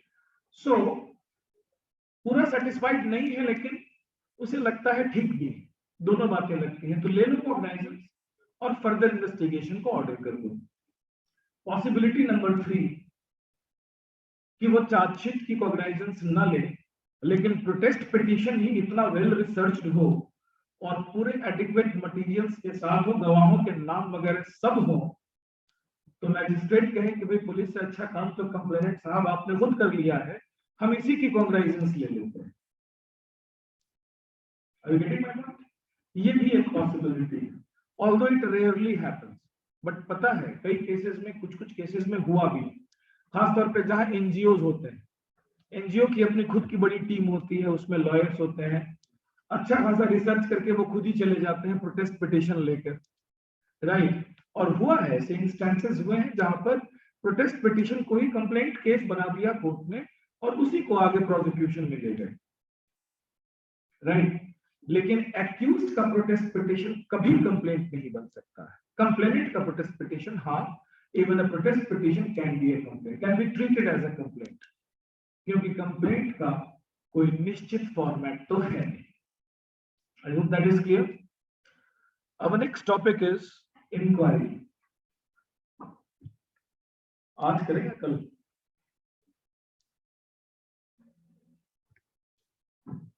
Inquiry की डेफिनेशन,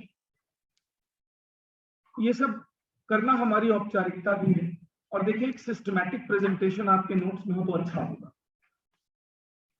राइट। मैं समझ सकता हूं many of you, since you are practising lawyers, in terms को आप जानते होंगे, लेकिन हम यहाँ पर एकेडमिक पर्पस के लिए बैठे हैं। सीधा फ्लाइंग स्टार्ट सेक्शन 41 से मैं नहीं ले सकता, हमें सीक्वेंस में चलना पड़ेगा।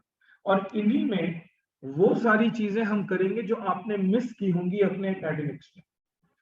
यकीनन मैं ये कह सकता हूं कि there are things that you have missed, right. So these things are going to help you in courtroom practice also, right. Jurisprudence हमेशा फायदा करता है जब आप कोर्टरूम में होते हो। और आंसर राइटिंग के लिए तो जरूरी है, ये वही टॉपिक्स हैं जो शॉर्ट नोट्स में पूछे जाते हैं, शॉर्ट नोट्स में पूछे जाते हैं। फेमस क्वेश्चन ही बनता है, what is the difference between investigation and inquiry, right. What is the difference between inquiry and trial, inquiry and trial are mutually exclusive, explain. Statement based questions, inquiry and trial are mutually exclusive, explain.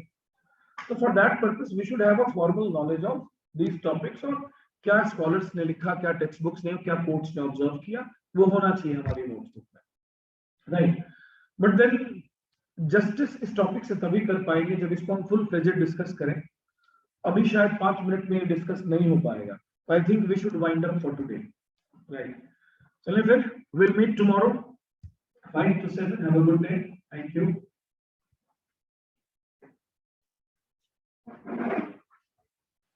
Thank you, sir.